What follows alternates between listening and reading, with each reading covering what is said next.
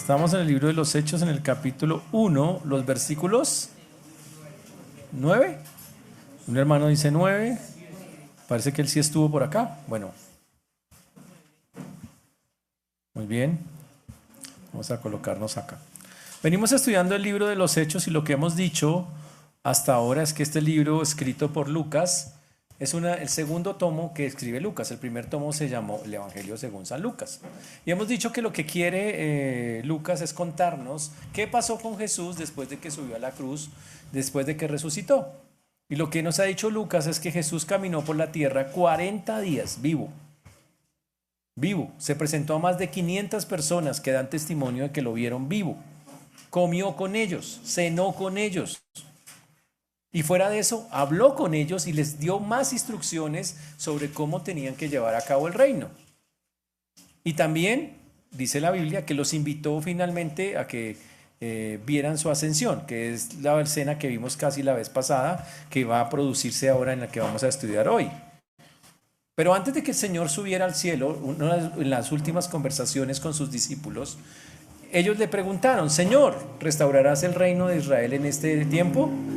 Y Jesús les dice: no les toca a ustedes saber literalmente eso no es lo importante en este momento. Va a haber un reino, claro, pero eso solo lo sabe mi Padre. Y lo que más bien ustedes tienen que enfocarse es que deben es recibir poder, esperen la promesa que yo dije que debe venir el Espíritu Santo y vayan y sean testigos. En pocas palabras, Jesús dijo: no es tan importante saber cuándo comienza el reino literal de Cristo, sino más importante que mientras eso ocurre, hagan el favor y testifican en Jerusalén, en Judea, Samaria y hasta lo último de la tierra. Y eso es lo que en eso vimos la vez pasada. Y hoy vamos a entrar a los versículos 9 en adelante. Hechos capítulo 9 al 11. 1, 9 en adelante. Pero eso vamos a orar y a entrar al texto. Amén. Señor Dios, te damos gracias porque tú eres bueno, Señor, porque para siempre es tu misericordia. Te agradecemos porque hasta aquí nos has traído y has sido bueno con nosotros. Rogamos que tú obres, que tú hagas, Señor, en las vidas y los corazones de todos y cada uno de nosotros. Obra, Padre, para gloria, honra y alabanza tuya. Pedimos, Señor, que nos ayudes a todos y cada uno de nosotros a que a través de tu palabra podamos ser edificados. Quita de nuestra mente todo lo que sea un estorbo, Señor, para que podamos hoy aquí tener un corazón dispuesto, estar concentrados y querer que tú obres a través de lo que escucharemos. Ten misericordia de todos y cada uno de los que finalmente nos va a oír, a escuchar. Y te rogamos, Señor, que como siervos tuyos podamos tomar esas palabras y llevarlas a la práctica. Por eso lo pedimos en el nombre de Jesús. Amén y amén. Muy bien. Ver cuántas veces hay oportunidad de ver a una persona subir al cielo. Eso es un privilegio. Poder ver a una persona ir al cielo, como lo vamos a ver a continuación, es algo que muy pocas veces en la historia de la humanidad ocurre. Pero en la Biblia hubo varias personas que fueron llevadas al cielo. ¿Se acuerdan cuál fue el primero que fue llevado al cielo? Enoc. Caminó con Dios. ¿Cómo? No sabemos, pero iba caminando con Dios en una charla con el Señor y de pronto ya no estaba pisando sobre tierra firme, sino que ya estaba con el Señor en su gloria. Pero otro que nos llama mucho la atención y que nos sirve de introducción para lo que vamos a hablar es de un par de profetas, Elías y Eliseo, que tuvieron un último día juntos. La Biblia dice en 2 de Reyes 2:1 que aconteció que cuando quiso Jehová alzar a Elías en un torbellino al cielo, Elías venía con Eliseo en Gilgal. Y antes de la partida, Eliseo le dijo a Elías: te ruego que una doble porción de tu espíritu esté sobre mí. Ahora, no estaba pidiendo doble poder de Elías, sino la porción del hijo primogénito, pidiendo ser su legítimo sucesor en el ministerio. Eso es lo que realmente estaba pidiendo.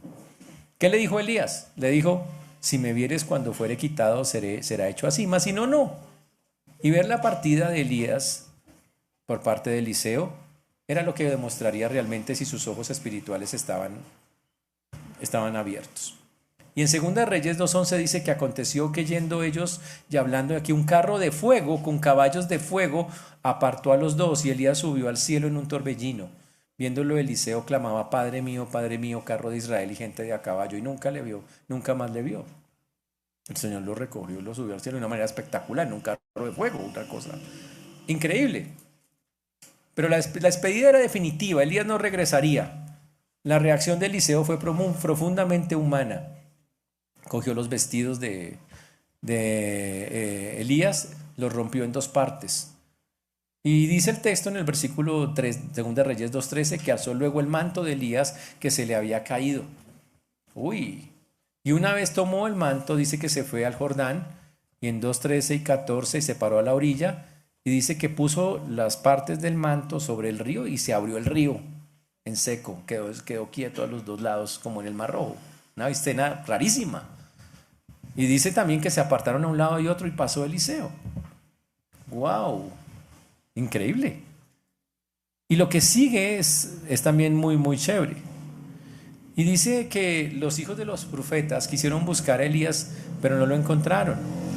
Dijo quizás, y empezaron a buscarlo por muchas partes porque dijeron, se lo llevó el carro de fuego, pero ¿dónde está? Y no, obviamente no lo encontraron. Más de 50 hombres, 3 días, y no lo hallaron. Y buscaron porque pensaron, bueno, este que se fue tiene que regresar en algún momento. Y se la pasaban mirando al cielo, si aparecía otra vez el carro y volvía a aparecer eso.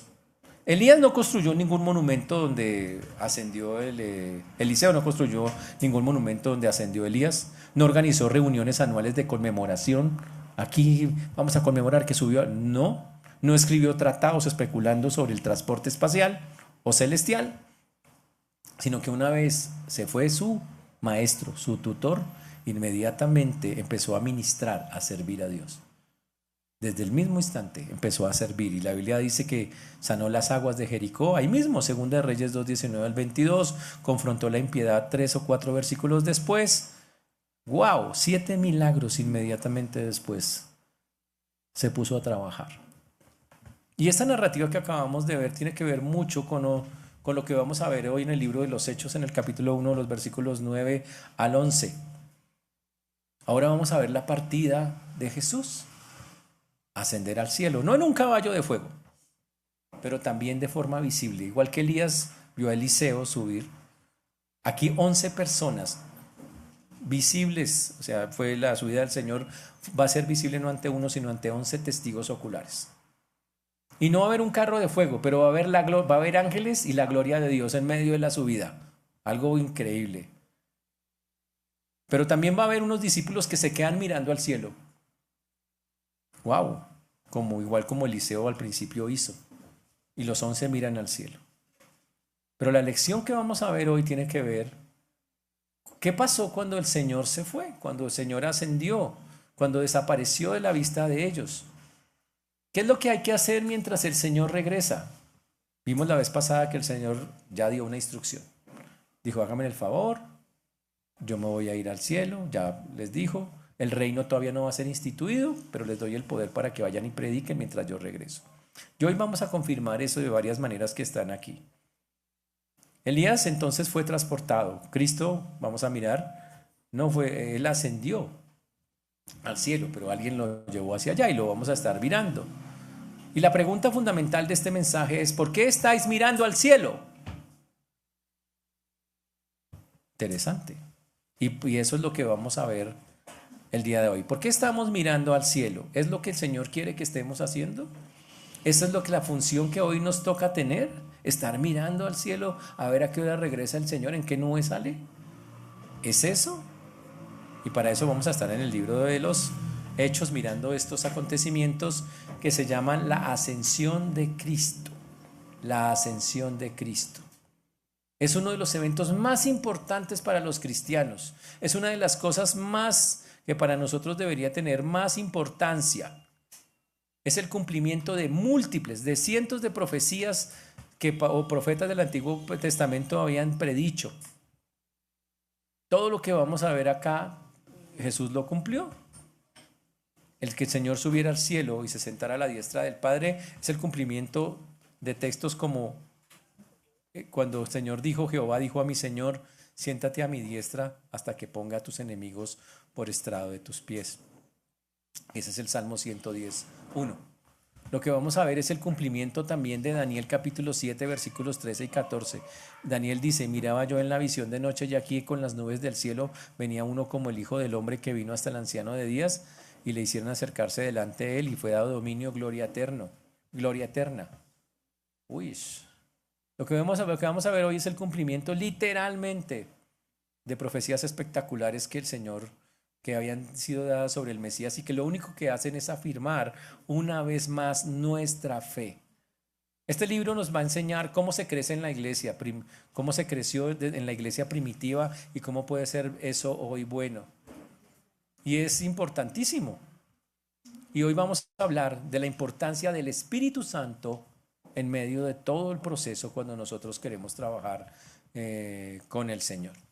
Por eso vamos al texto, vamos a Hechos capítulo 1, versículo número 9. Hechos 1, 9. Ok, incluso que va a salir con el 10, creo. Y habiendo dicho estas cosas, viéndolo ellos, fue alzado y le recibió una nube que le ocultó de sus ojos. La ascensión de Cristo, porque así se llama, la ascensión de Cristo, el ascenso al cielo, fue algo visible. Pero la ascensión de Cristo tuvo incluso hasta el final, mientras Cristo estuvo en la tierra, todo enseñaba. Y aquí tenemos una enseñanza muy, muy, muy bonita. Por eso aquí dice que la ascensión de Cristo no fue un hecho inventado, que hubo personas que pueden atestiguar de eso. Durante 3 años y medio del ministerio terrenal de Jesús, él dijo muchas palabras enseñando a los 12.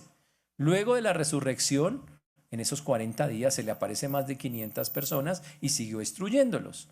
Ahora la instrucción termina y ahí tenemos ahora a 11 personas, 11 discípulos, que él dice, ya les ha dado las instrucciones finales de que vayan por todo el mundo y prediquen el evangelio, pero no cesan las instrucciones. Ahora el Señor quiere que ellos, y lo va a hacer a través de los ángeles, se enfoquen en algo absolutamente importante. Por eso el texto habla de que cuando hablamos de la ascensión de Cristo, no estamos hablando de algo que los cristianos se inventaron. No estamos hablando de alguien que yo tuve una visión que me pareció que subía al Señor al cielo. No, es algo que se puede comprobar y decir con bastante claridad. Y la ascensión es algo elocuente. Lucas, que investigó todas las cosas, trata de narrarnos los detalles lo más preciso posible. Y en este relato él es puntual y en decir, mire, esto pasó así, esto pasó así. Él no va a coger a amontonar un poco de acontecimientos, sino que nos va a llevar directamente a eso. Todo comienza diciendo, dichas estas cosas, viéndolo ellos, fue alzado. La primera pregunta es, ¿quién lo alzó? Fue alzado significa que él no subió por sí mismo. Dice, otro fue el que lo alzó. Ahora, ¿quién lo alzó? Y usted dice, ¿cómo así? ¿Usaron un remolque celestial? ¿Cómo fue el asunto? La palabra alzado es subir. La palabra alzado es ascender, así.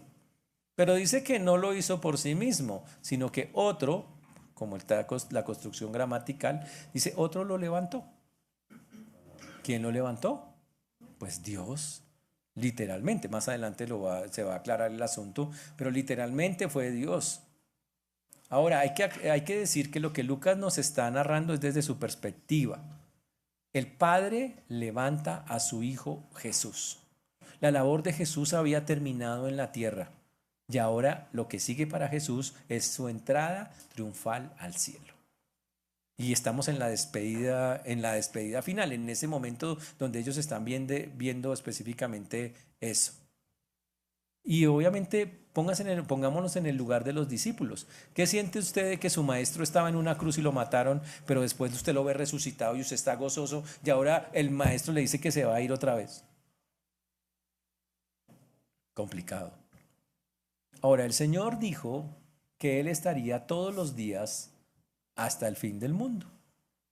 ¿Incumplió el Señor ese mandato? No. La Biblia dice claramente cómo sigue la relación con Cristo y cómo sigue estando con nosotros todos los días hasta el fin del mundo. Para eso hay que entender la siguiente verdad. Cuando una persona recibe a Cristo como su Señor y su Salvador personal, en ese momento el Espíritu Santo entra a morar en esa persona. Instantáneamente.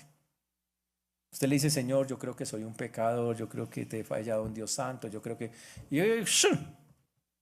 Ahora, en ese instante el Espíritu Santo, que no es una fuerza, nada, es Dios mismo habitando espiritualmente en nosotros, empieza a influir sobre nuestra vida.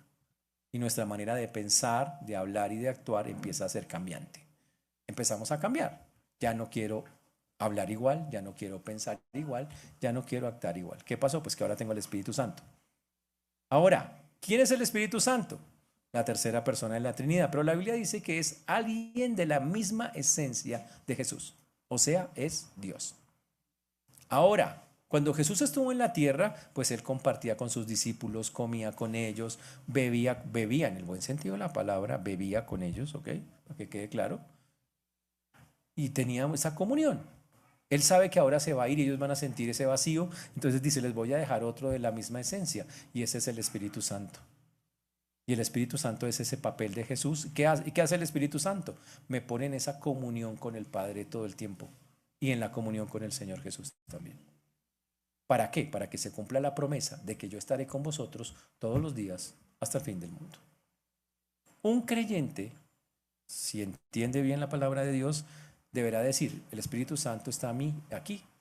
Pero la pregunta es, ¿cómo trabaja el Espíritu Santo? Aquí es importante hacer la aclaración porque de aquí en adelante el libro de los Hechos, el Espíritu Santo trabaja todo el tiempo. Hay personas que piensan que para trabajar con el Espíritu Santo yo lo tengo que estar invocando.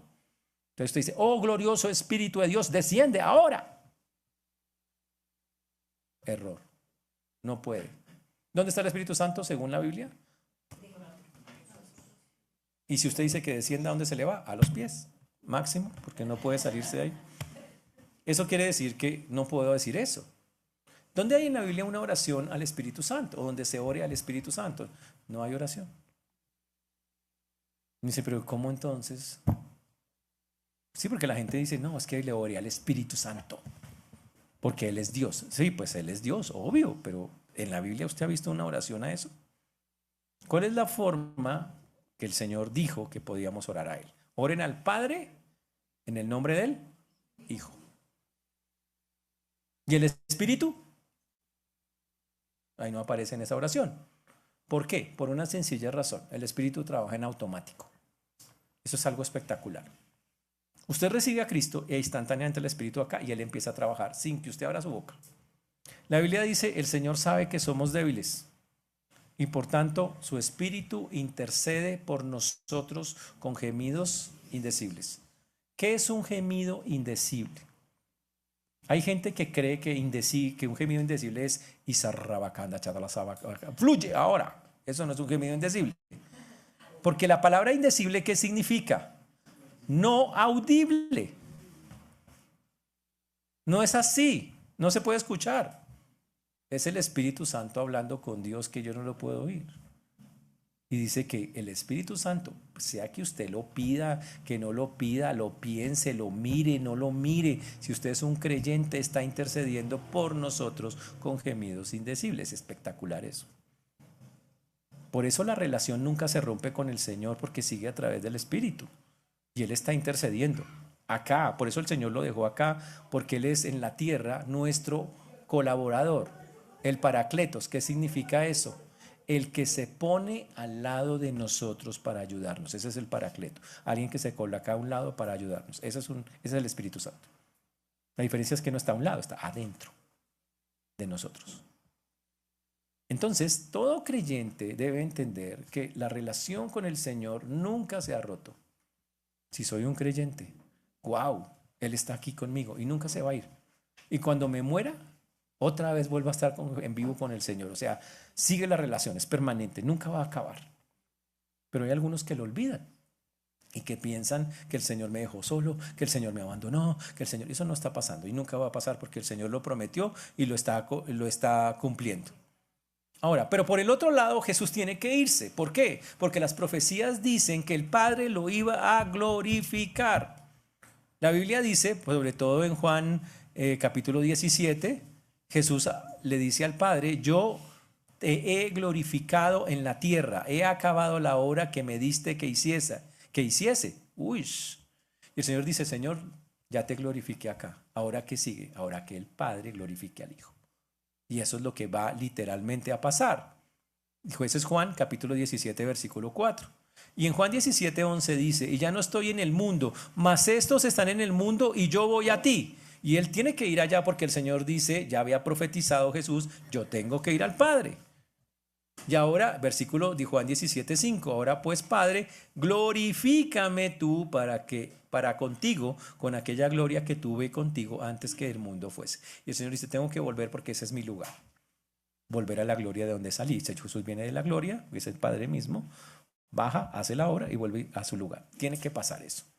Por eso Jesús no se puede quedar en la tierra permanentemente. Tiene que cumplir lo que él mismo enseñó conforme nos están diciendo las escrituras. Y eso es muy bonito. Todo eso para decir, para nosotros es de vital importancia entender estos acontecimientos. Jesús se va, pero no nos deja solos. Pero increíblemente Jesús, aunque se va, al lugar que se va, trabaja para nosotros. La Biblia dice que está sentado a la diestra de Dios.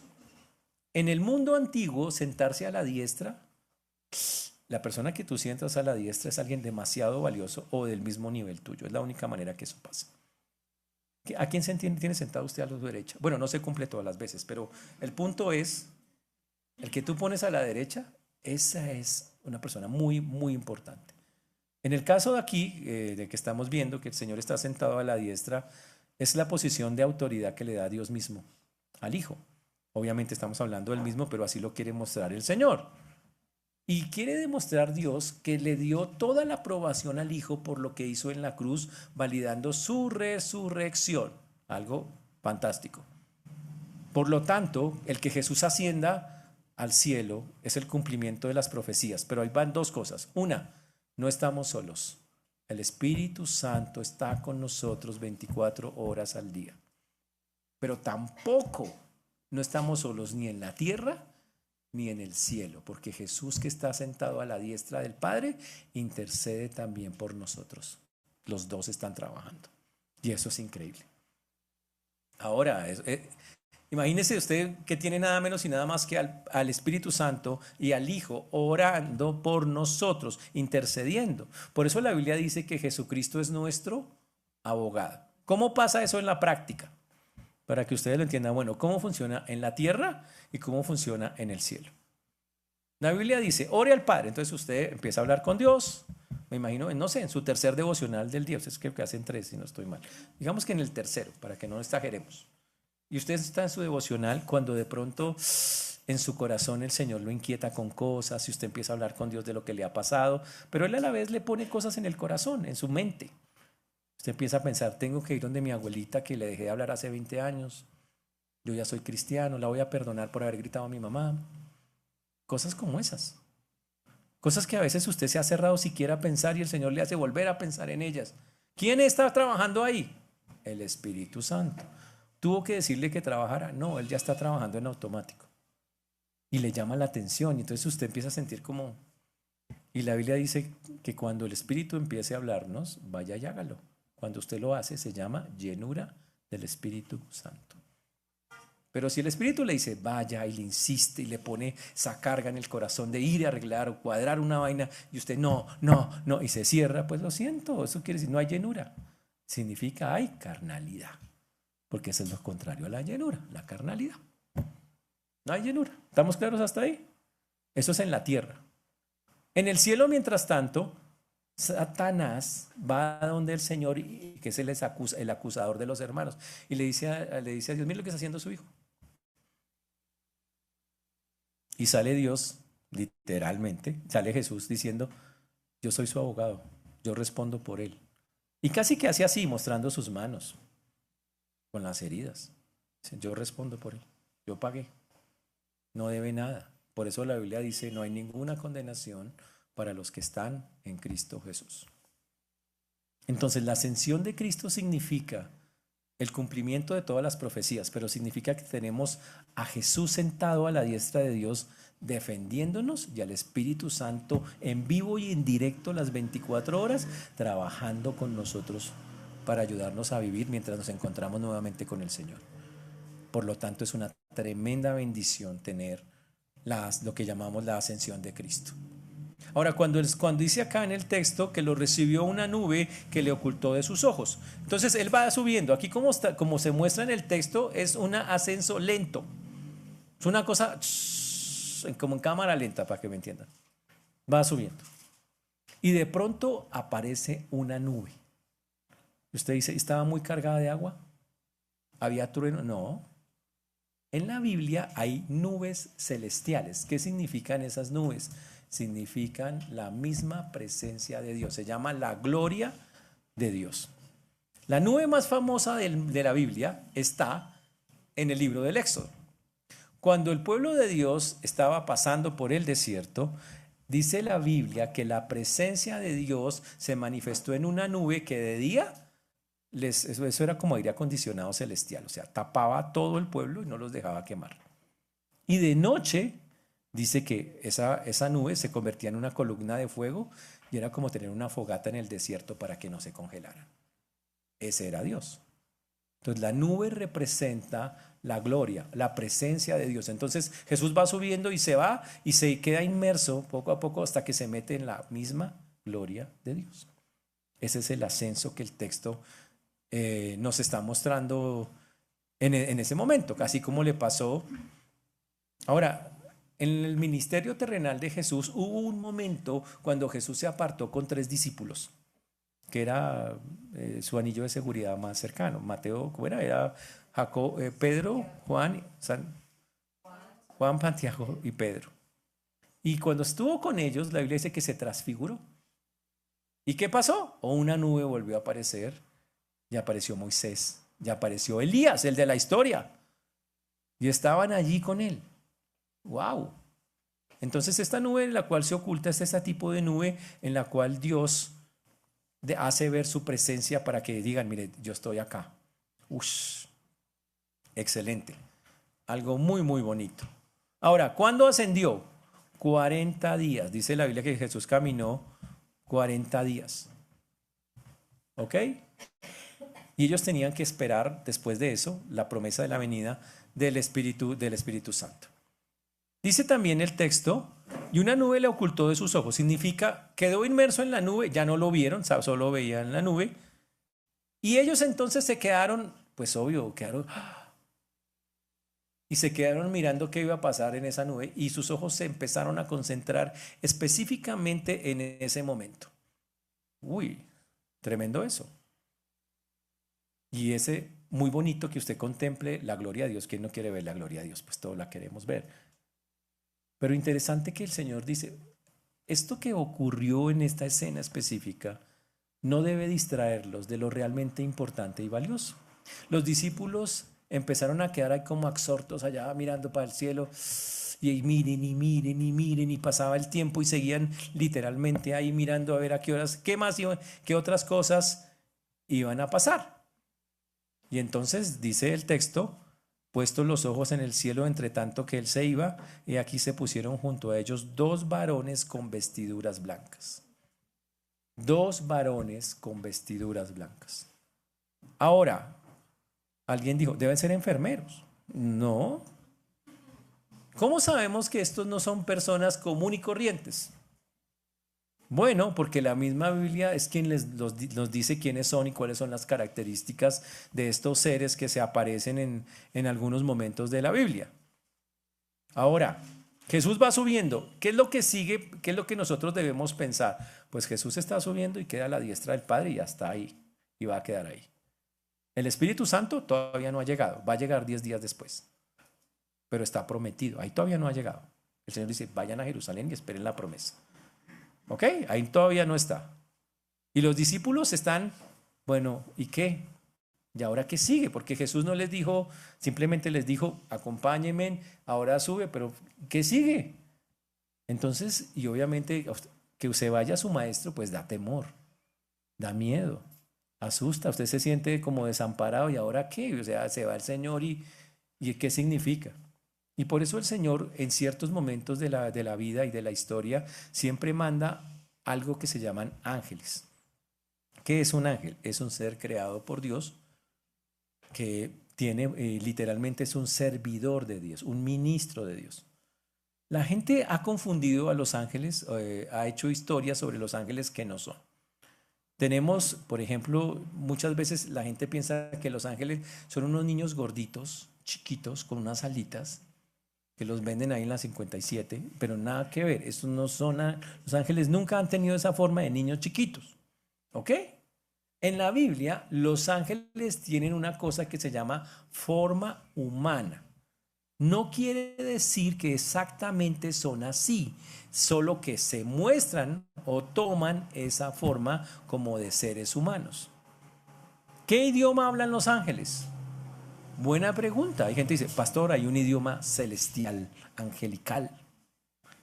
¿En serio? Con los ángeles le hablaron a Abraham y le dijeron a Abraham, hermano, ¿sabe? Cuando lo de Sodoma y Gomorra, Abraham dijo, no les entiendo. No, ¿en qué idioma les habló? En el de él. Y toda la Biblia muestra que los ángeles hablan el idioma de los seres humanos. ¿Será que tienen su lenguaje espiritual especial? Pues que la Biblia lo diga literalmente, no sabemos. Pero siempre ha hablado en el idioma de nosotros, en ese idioma se habla. ¿Cómo son? ¿Cómo vienen los ángeles? Los ángeles vienen en varias versiones. Vienen de 2 alas, 4, vienen los de 8. Así se muestran en la Biblia. ¿De qué color son? Todo el mundo los pinta blancos. No sabemos, pero porque son luminosos. Pero recuerden, la Biblia dice que toman la forma, no es que sea literal. Si usted ha leído bien la Biblia, hay seres que Dios ha creado, seres celestiales, por ejemplo, los que están en el trono de Dios. Esos no son tan bonitos, tienen unas caras que asustan. Dice que tienen ojos por dentro y por fuera. ¿Cómo será? Entonces, cuando lleguemos al cielo va a ser una sorpresa ver a esos, no sé, ¿cómo los llamaríamos? Seres celestiales mutantes. No, no, no. Algo que no hemos visto ni siquiera nada, ni nos imaginamos cómo es. Entonces hay que dejar de especular y más bien centrarnos en lo que la Biblia dice. Los ángeles son para el servicio de Dios, no de nosotros. El mundo inventó y eso es cultural de los judíos y también de esta cultura de nosotros, que todos tenemos dizque un ángel personal. Ángel de mi guarda, mi dulce compañía, no me desampares ni de noche ni de día. Los judíos pensaban que cada persona tenía un ángel. Todos ellos pensaban eso. La Biblia no dice eso, pero ellos pensaban eso. Esta cultura de nosotros también piensa que hay así. Y pone uno bueno y uno malo, y uno que le habla al oído y otro que está acá, y se inventan historias de esas. Pero en la Biblia los ángeles no hacen nada de eso. Los ángeles son seres creados por Dios que cuando Dios necesita, los manda. Así de sencillo. Usted no necesita pedirlos. Él dice, usted tiene una necesidad y esto requiere una intervención celestial especial. Y Él los manda. Es más, la Biblia dice que algunos han hospedado de ángeles y no se han dado cuenta. Tremendo eso. Quiere decir que pueden pasar inadvertidos, Nosotros no tenemos ni idea de ese asunto. Pero lo que sí sabemos es que Dios, cuando los necesita para algo, los envía. Y a veces toman forma humana y resplandecen como en esta escena, y otras veces pasan inadvertidos como cualquier otra persona. Pero lo que no puede pasar es que usted juegue, como algunos juegan, a creer que los ángeles son sus siervos o sus servidores. Y que usted diga, ángeles, ahora actívense. 2 a la puerta, 2 al este, vamos a echar. Sí, es que hay gente que activaba ángeles, no, que ahora los voy a colocar. Eso no existe. Los ángeles solo actúan cuando Dios quiere y necesita que actúen. Y en este caso el Señor dijo aquí, necesito que actúen. Los discípulos están asustados, desconcertados. Ellos tienen que, mientras llega la promesa de la venida del Espíritu Santo que Jesús ya había profetizado, estar tranquilos con lo que sigue y que se concentren en lo que realmente es importante. Y entonces aparecen estos dos y dice que se pusieron 2 con vestiduras blancas, que es normalmente la forma en que los ángeles se manifiestan, con vestiduras blancas. Chévere. Y dice que cuando están allá, versículo número 11, vamos al versículo número 11,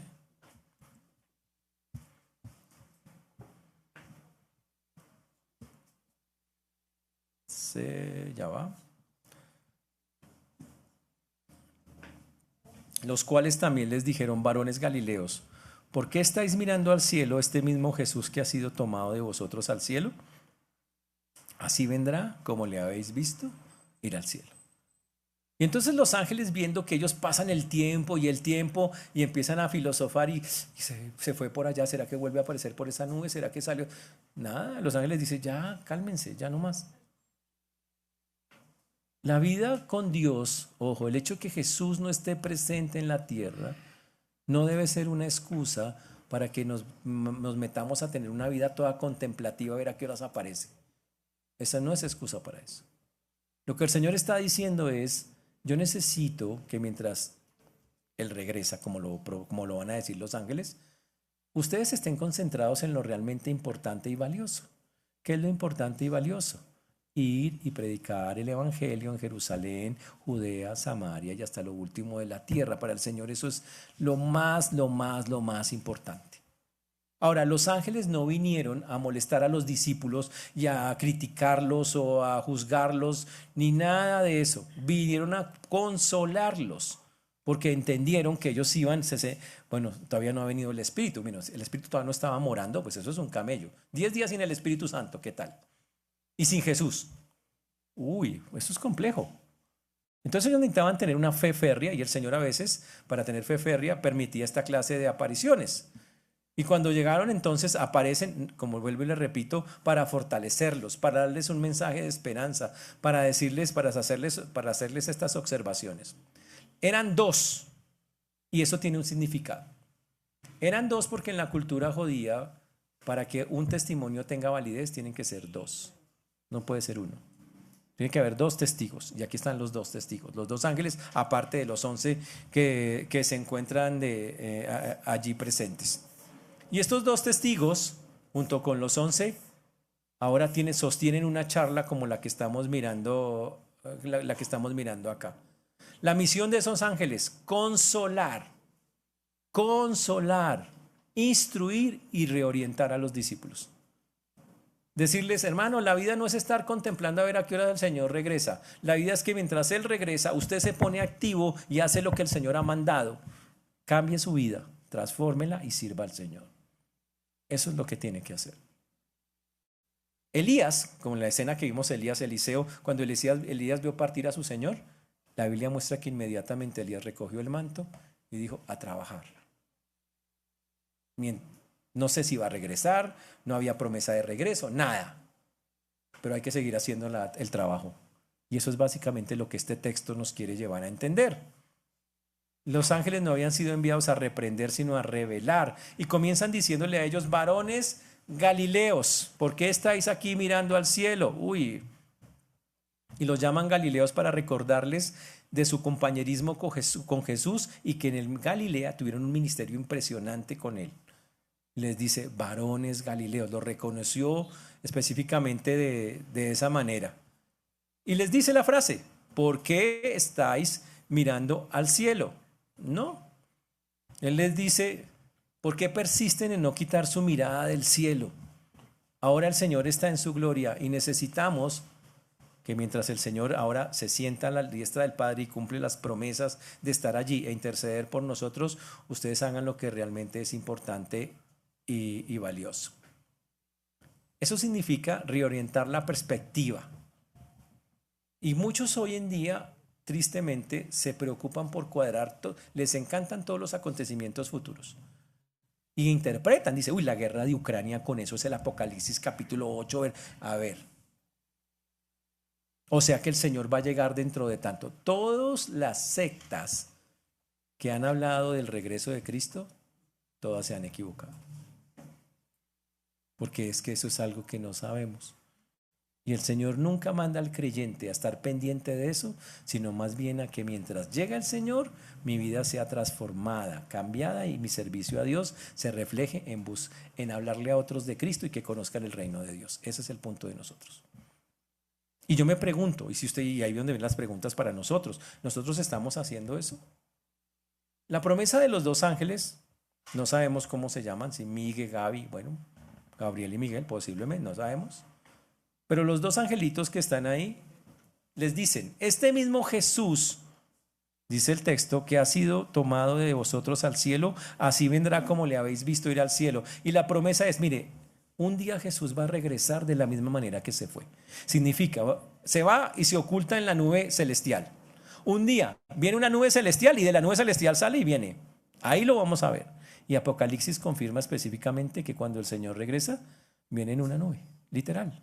Hoy es una nube celestial, la misma. ¿Para qué? Para que se confirme la otra promesa que en este momento los ángeles están haciendo. Y claro, y usted se pregunta, ¿y cuáles son los acontecimientos que siguen después de eso? O sea, mientras ese momento llega, ¿qué va a pasar? Tanto en la tierra como en el cielo. Y la Biblia narra esos acontecimientos. Ahora, ¿qué es lo que nosotros creemos? Como creyentes estamos esperando el regreso de Cristo. Ese regreso de Cristo se da en un evento que llamamos el rapto o arrebatamiento de la iglesia.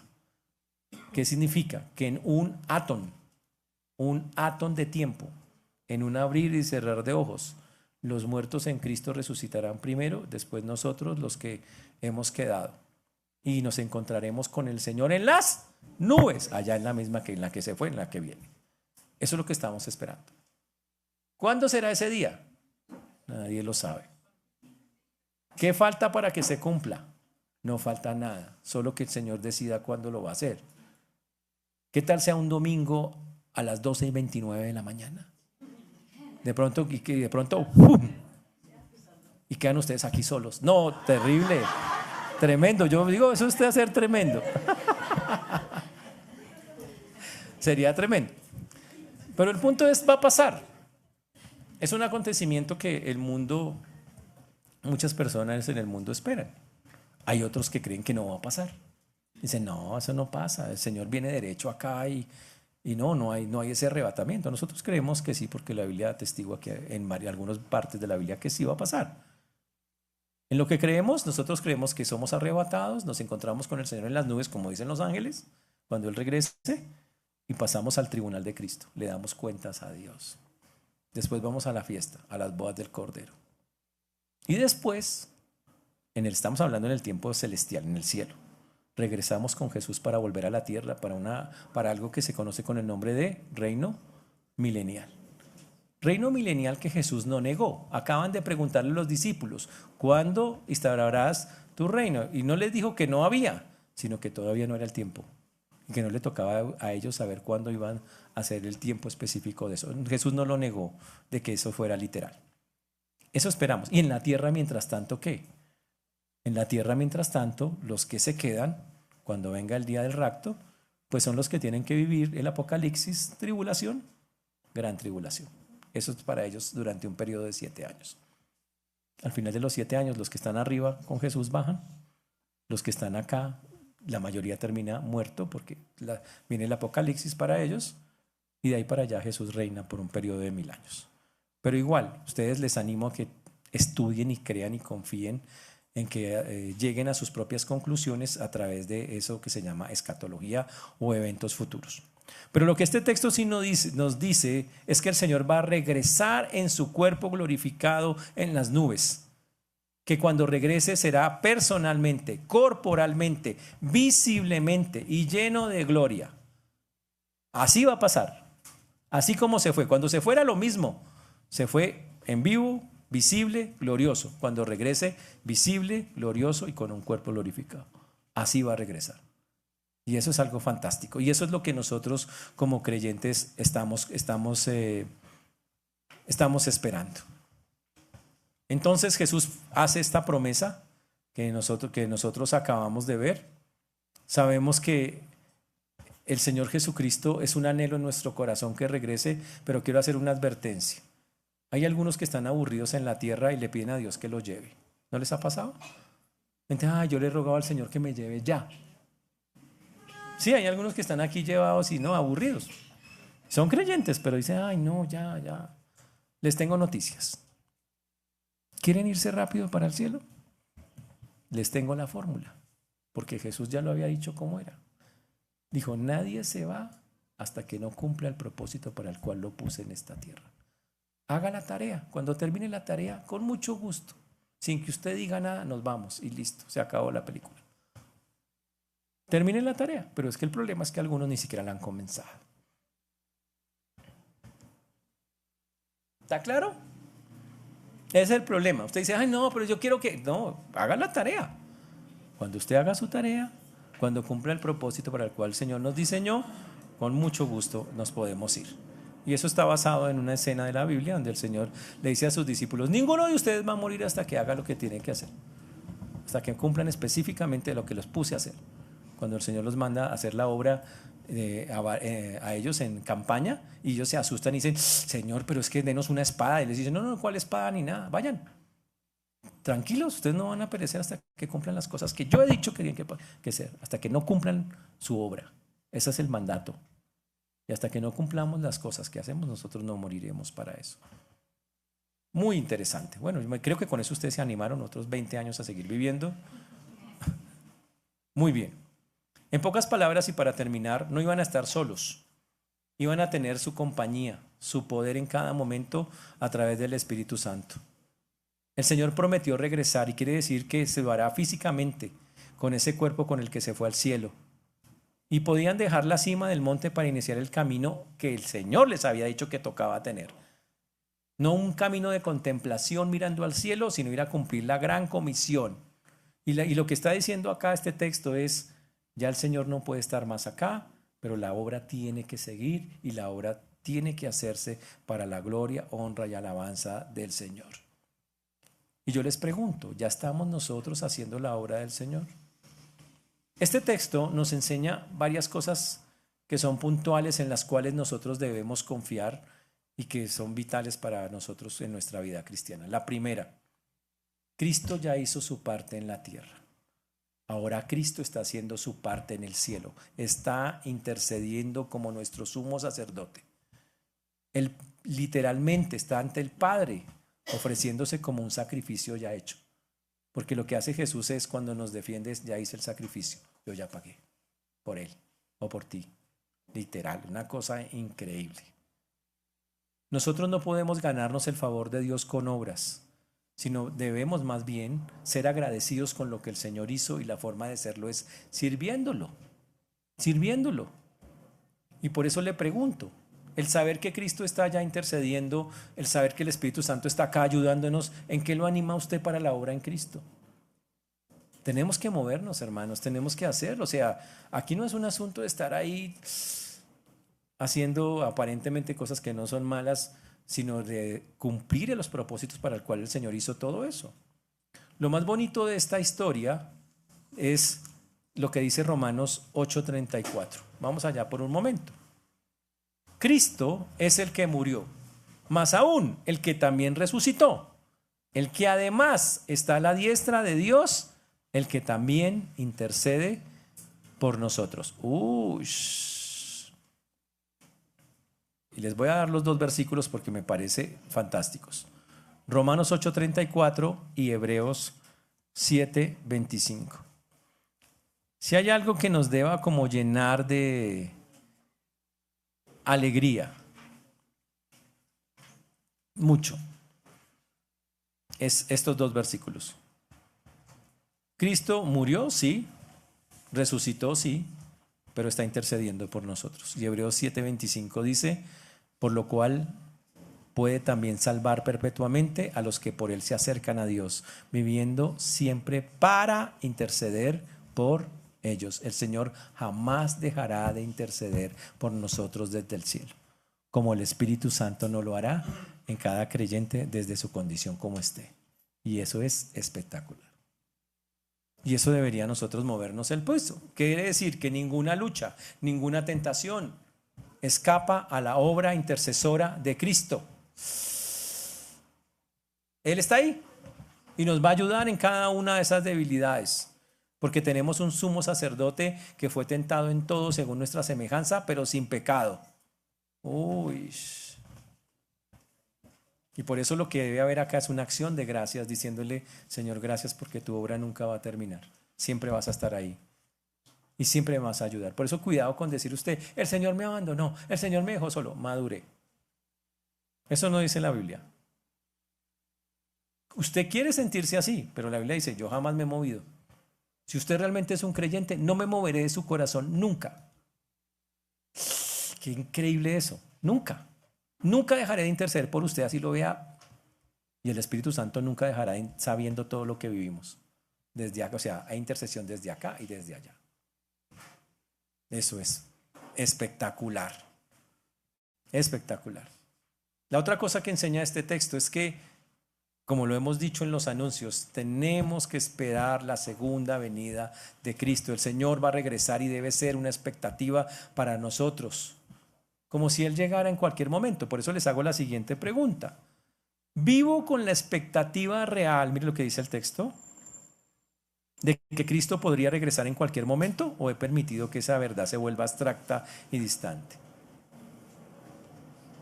Yo tengo que pensar todo, tiene que levantarse por la mañana y hágase la siguiente pregunta. El Señor puede venir hoy, ¿qué quiero que me haya haciendo?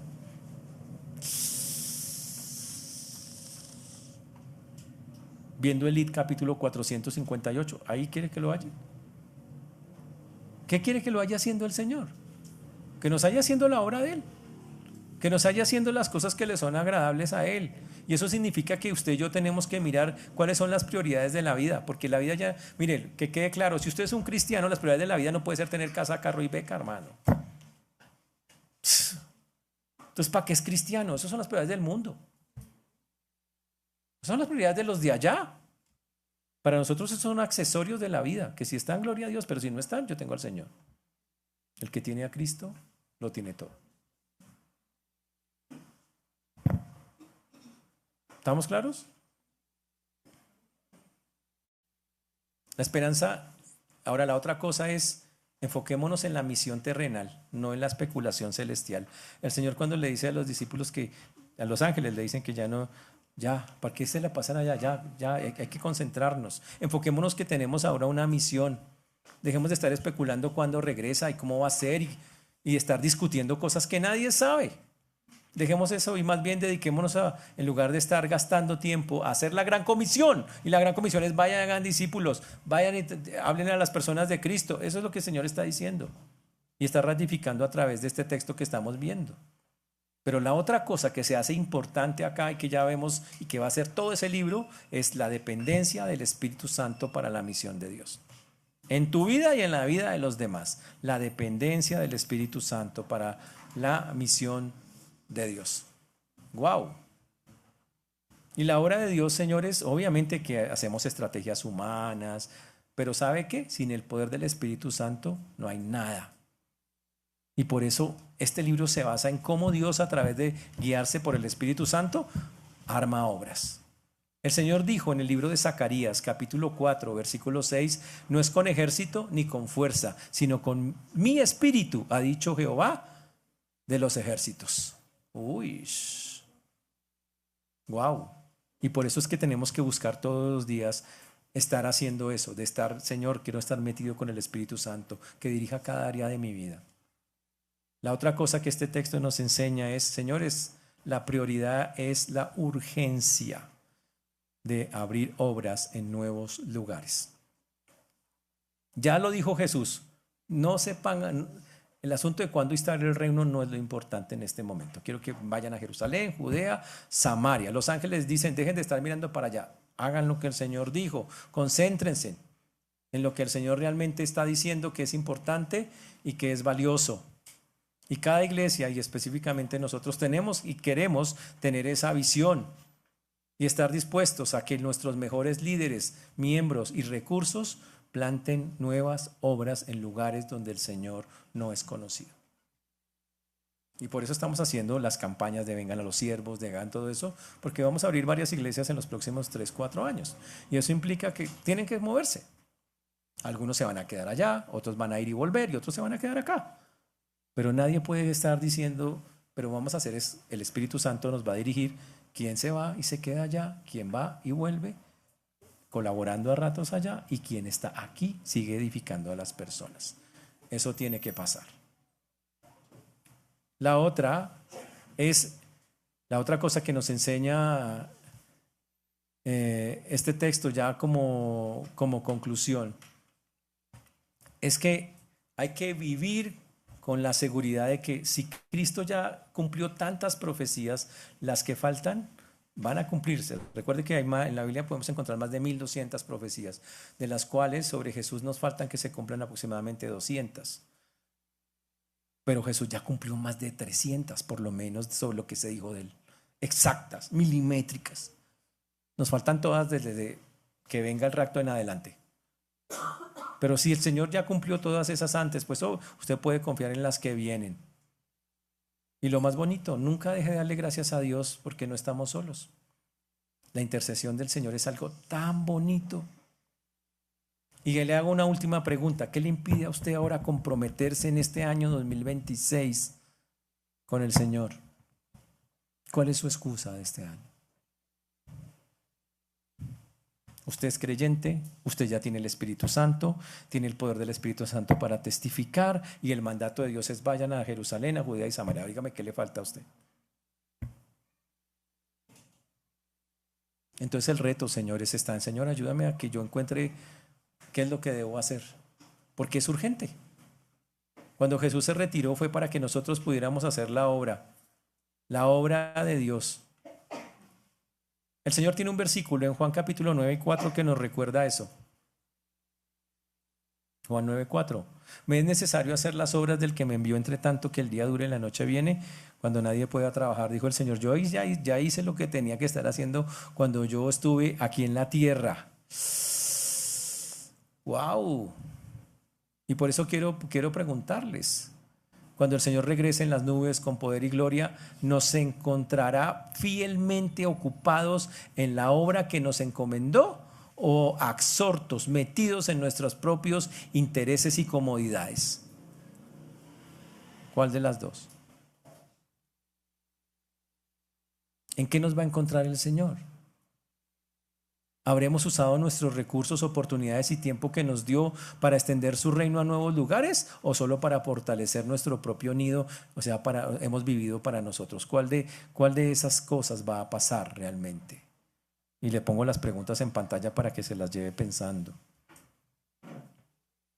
¿Nos encontrará fieles ocupados en lo que nos encomendó? ¿O nos encontrará en nuestros propios intereses y comodidades?